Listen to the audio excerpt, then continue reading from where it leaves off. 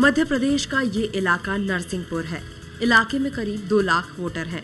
नरसिंहपुर में ज्यादातर लोग खेती पर निर्भर हैं। जिले में 4 विधानसभा सीटें नरसिंहपुर, तेंदुखेड़ा, गोटेगांव और गाडरवाड़ा आती हैं। नरसिंहपुर सीट से बीजेपी से बगावत करके निर्दलीय उम्मीदवार विश्वास सिंह परिहार मैदान में है, तो वहीं बीएसपी से शरद तिवारी उम्मीदवार है। नरसिंहपुर सीट कांग्रेस के पास है और सुनील जायसवाल यहाँ से विधायक है।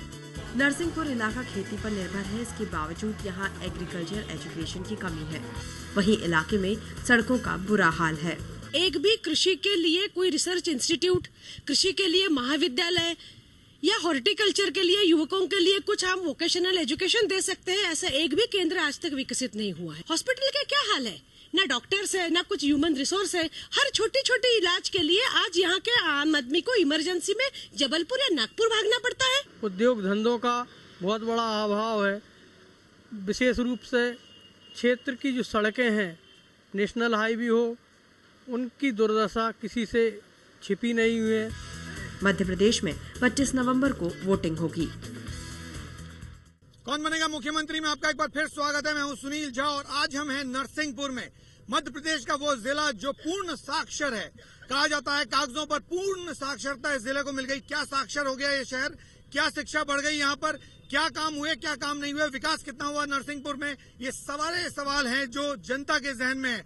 इनका जवाब देंगे वो लोग जो लोग यहाँ से उम्मीदवारी की कोशिश कर रहे हैं, यानी बीजेपी और कांग्रेस दोनों।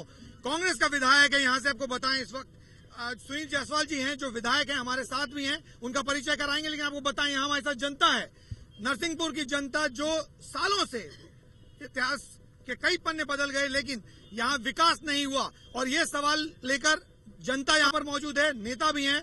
परिचय कराते हैं उन लोगों का जो हमारे साथ हैं।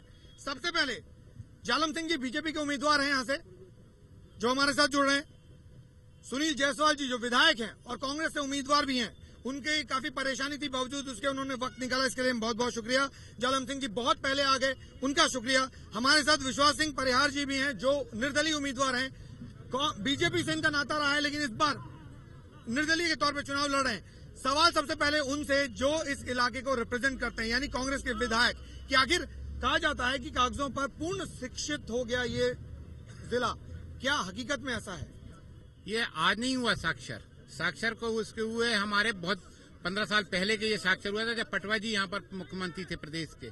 उस समय हम लोग विपक्ष में थे और हमने उस समय युवक कांग्रेस के अध्यक्ष के रूप में इस बात का विरोध किया था इन सबूतों के साथ कि उस समय नरसिंहपुर नगर पालिका के राशन कार्डों में जो लोगों ने आवेदन किया था उसमें से 50% लोगों के अंगूठों के निशान थे। उस समय साक्षर नहीं हुआ था, हमने इसका विरोध किया। और अब आज भी साक्षरता की हमारे अभी कमी है, इसके लिए हम लोगों को लगातार प्रयास करने की। कागज पे साक्षर, क्या केवल कागज पे?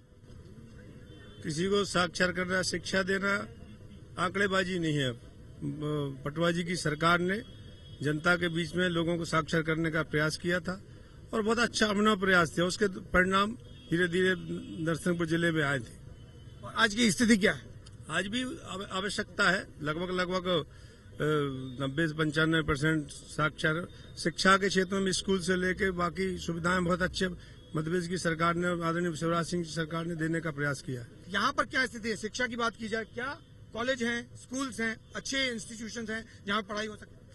आज भी यहाँ एक भी वोकेशनल स्किल अपग्रेडेशन का बात करते हैं, एक भी ऐसी इंस्टीट्यूशन नहीं है। कृषि प्रधान यह प्रदेश है मगर एक भी कृषि का रिसर्च इंस्टीट्यूट, कोई भी इस प्रकार की हॉर्टिकल्चर की इंस्टीट्यूट जिसके लिए युवकों को हम रोजगार दे सके, ऐसी कोई भी संस्था इस जिले में आज बनाई नहीं है। नरसिंहपुर जिला सबसे बड़ा गन्ना बेल्ट है। यहाँ की 50,000 हेक्टेयर भूमि में गन्ना लगाया जाता है। बार बार चुनाव आते हैं, एक मुद्दा आता है कि सहकारी मिल बनेगी, गन्ना नीति बनेगी, लेकिन मैं ये पूछना चाहता हूँ कि गन्ना कोई नीति बनाई सरकार ने? आज गन्ना किसान बहुत यहाँ परेशान है। नरसिंहपुर जिले में एक भी आदमी को 1 रुपए भी अभी तक किसी भी बैंक से किसी भी छात्र या छात्रा को फाइनेंस नहीं हुए। आप बात यहाँ से शुरू करें। बात यहाँ ना रहे कि 20 साल पहले क्या हो गया, बात करें 2014 के बाद कैसा होना। ये जो समस्याएं का जिक्र यहाँ हो रहा है, इसकी कुछ जिम्मेदारी विधायक पर भी बनती है। बिल्कुल, मैंने अपने विपक्ष के विधायक रहने के बावजूद भी मैंने नरसिंहपुर में कृषि प्रधान जिला, यहाँ पर कृषि विश्वविद्यालय खोलने के लिए ये मैंने पहल की। विधानसभा से लेकर जिला पंचायत के यहाँ पर प्रस्ताव से लेके और जवाहरलाल नेहरू कृषि महाविद्यालय का एक डायरेक्टर हम मेंबर होने के नाते मैंने अपने वहाँ पर भी प्रस्ताव करके मेरी अहम भूमिका रही कि यहाँ पर कृषि आधारित यहाँ पर महाविद्यालय, हमारी एजुकेशनल इंस्टीट्यूशन। आप उम्मीदवार हैं इंडिपेंडेंट यहाँ से, सिर्फ इसलिए क्योंकि बीजेपी ने आपको टिकट नहीं दिया, सिर्फ इसलिए क्योंकि बीजेपी ने काम नहीं किया, या इलाके में काम नहीं हुआ? देखिए, मैंने तो पहले कभी टिकट भी नहीं मांगी, इसलिए ये कहना कि बीजेपी ने टिकट नहीं दी इसलिए मैं उम्मीदवार हूँ, ये गलत है।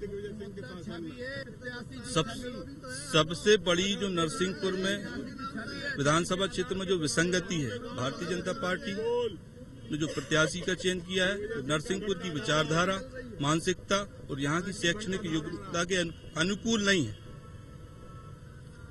पिछले हमारे विधायक जी जो हैं, उनने निश्चित रूप से विकास विरोधी रहे हैं। विकास के नाम पर पुराने टायरों वाले टैंकर क्षेत्र में दिख रहे हैं, विकास विरोधी हैं।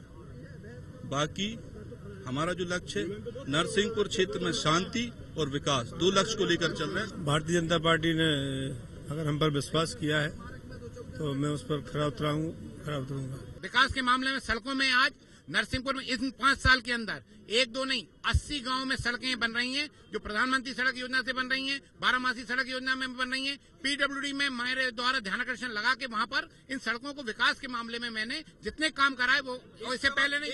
आज गांव-गांव में बिजली के खंभे लग रहे हैं, नई लाइनें खिंच रही हैं, तो वो केंद्र सरकार की राशि से बन रही है। राजीव गांधी प्रकाश प्राधिकरण एक HVDS योजना में फीडर सेपरेशन का काम तो खंभे देख रहे हैं, RABDAP योजना में काम हो रहा है और एक केंद्र सरकार की राशि। अगर तकनीकी रूप से अगर हम देखें तो यहाँ की जो सॉइल है उसके आधार पर सड़कें बनाई नहीं जाती। जिस तरह का ट्रैफिक है, बेरोजगारी बहुत ज्यादा है और एक भी इंडस्ट्री नहीं है यहाँ पर, एक भी छवि वाले व्यक्ति को हम टिकट देंगे। राजनीतिक पार्टियां अपने मुद्दे पर चुनाव लड़ती हैं, यहाँ पर किसी भारतीय जनता पार्टी को छोड़ करके किसी के पास कोई मुद्दा नहीं है, सिर्फ भारतीय जनता पार्टी के प्रत्याशी चरित्र हनन कर रहे हैं।